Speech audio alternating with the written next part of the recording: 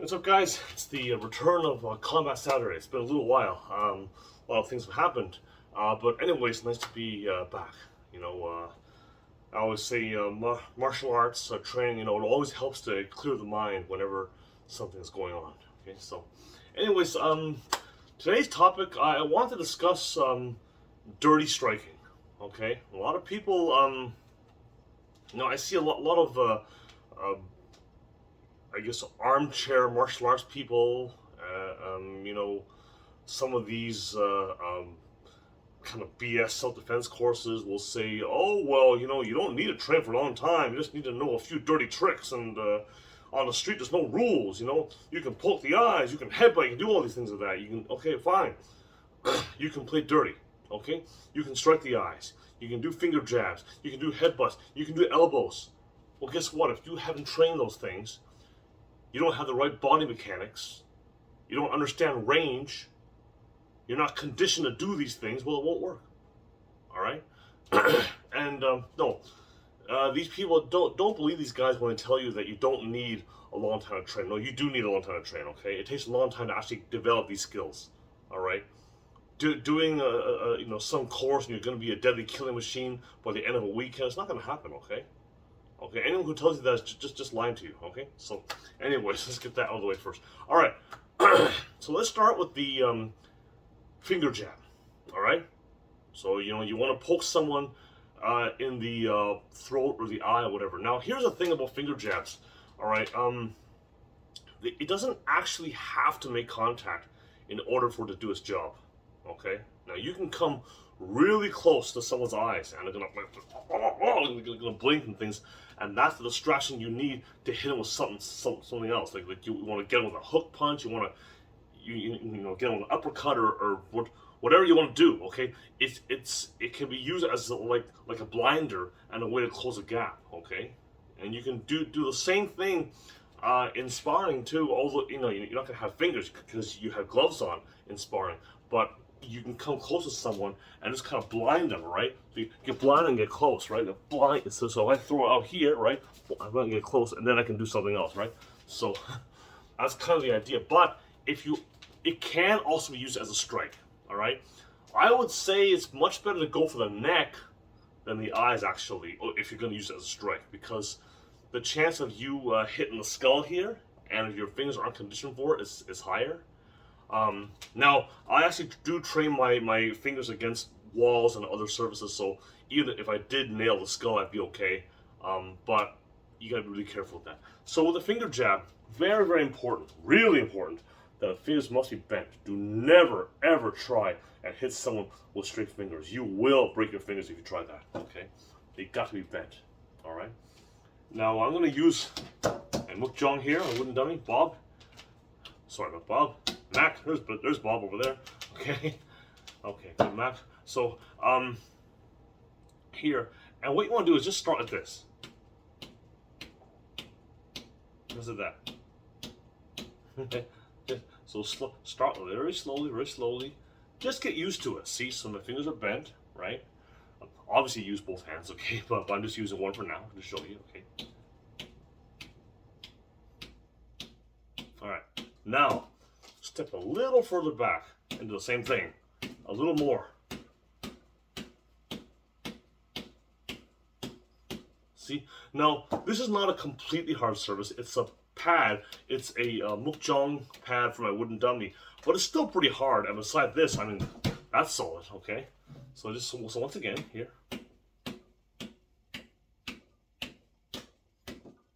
And then see, so just get used to the feeling. Okay, this is more of a conditioning drill, okay, to understand what it feels like to actually make contact. So if you were to hit the hard part, right, it's not going to hurt so much because you understand the feeling, okay? And the last level is to come this and step in with it. Step in with it, see? Step in. So you can step in. I can move around a little bit, step in. Move around, come around, circle a bit, step, right? That kind of thing, okay? So just get used to that. Get used to the feeling of your fingers actually making contact, okay? So there's one dirty strike. Another one is the tiger claw, okay? Grasping strike. It could be like this is like a dragon strike, okay? This is like a tiger claw, okay? But one thing, misconception about this, some of the movies kind of make it confusing, is that people think that you're hitting with the fingertips, but it's not true. You're actually hitting, it's a palm strike. It is a palm strike, but then you're raking after. So think like palm, rake. Palm, rake, okay? So palm, rake. Now, this is better to practice on a bob dummy if you got one, but you can still do it on, you know, a post, a heavy bag, whatever, okay? So here, so palm, rake, palm, rake, palm, rake, palm, rake. See, so I'm hitting with a full force, bang. So I'm really trying to hit with the palm heel, the palm, rake. Okay, so as soon as you make contact, you kind of grasp. Okay, you kind of palm, rake. Okay, so palm, rake. It's all at the same time. It's like palm, rake, palm, rake. It's not like palm. Wait 1 second, rake. It's like instant. Okay, it's like rake. So palm, rake. It's obviously a very close range strike. Okay, that's when you're in close and bam, palm, rake. Okay, so that's the idea. You want to have that kind of feeling of a palm, rake. Okay, so this works very well. You can do, of course, you can do straights. You can do straight. You can do upper. You can do hook too. You can do also, this is called a rotating strike, where kind of, let's say you're here, right? Instead of using this hand, you could use this one too as kind of an over here. Okay, I might move a little bit. I might come here. Okay, a little bit, come here. Okay, move a little bit. I might if I move this side, I can do an uppercut there, right? Boom, boom, boom, boom, boom, right? So a lot of ways, you know, play around with the angles, okay? But, you know, so we got the finger jab, we got the palm, tiger claw strike, okay? I would say those strikes work. Some people will punch this way with a panther fist. They call it a ginger fist. I know some people can make that work, but if I would rather just use a regular closed fist instead of that one. Honestly, you know, you might be able to.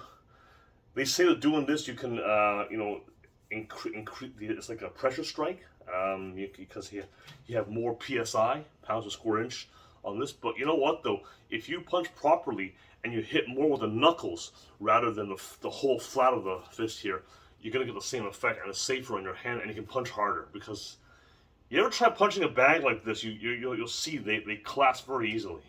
You know, I know some guys can do it that way, but I think it's better to if you're gonna use your fingers, use a finger jab as a hit there. You can use the tiger strike or punch. Okay, each weapon has its own properties and advantages, and use them accordingly. Okay, don't.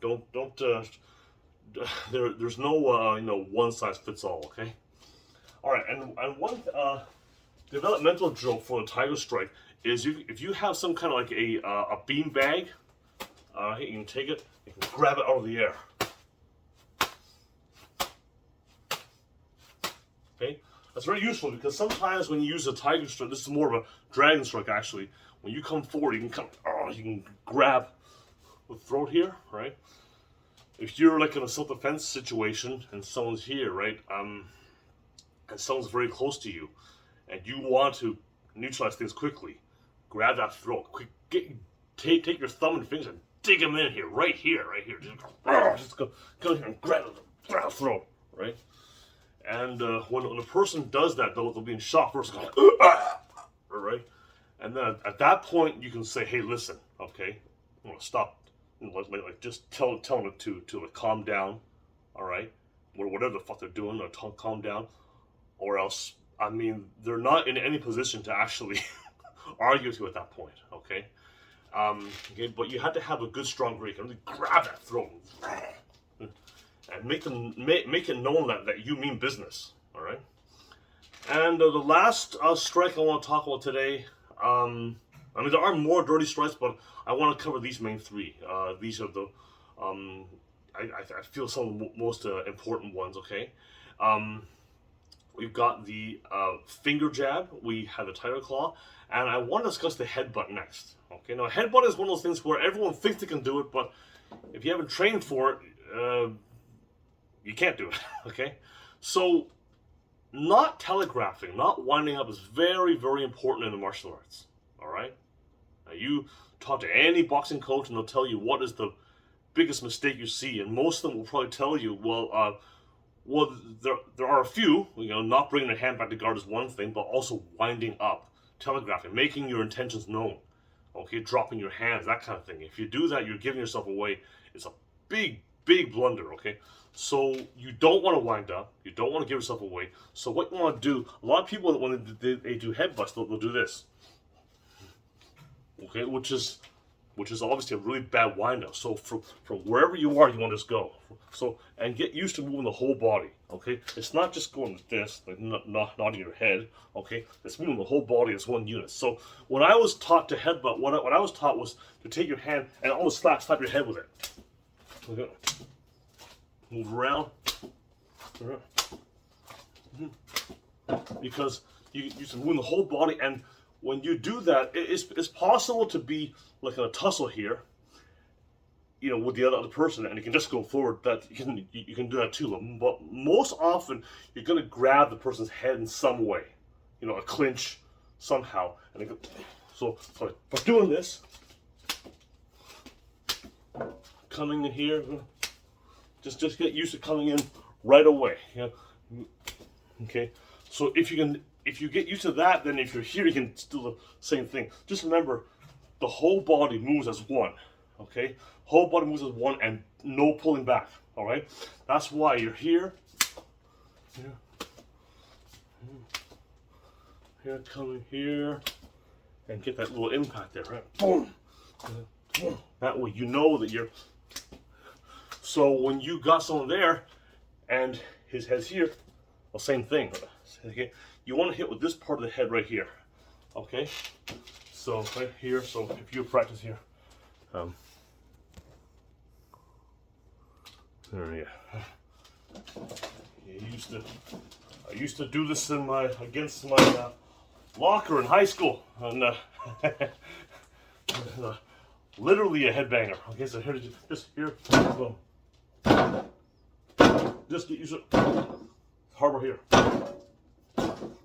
So it looks kind of funny, and but no, it's a very useful strike. But once again, just get used to not pulling back right and just making the contact. Now, this is of course much harder than a regular bag, and I recommend starting on a bag or bob or something like that. But if you can do this and not and not to hurt yourself, see, I'm just going here.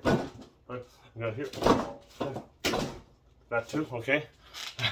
Just get used to that. I'm at a strange angle on this thing right now, okay? So it might look kind of funny.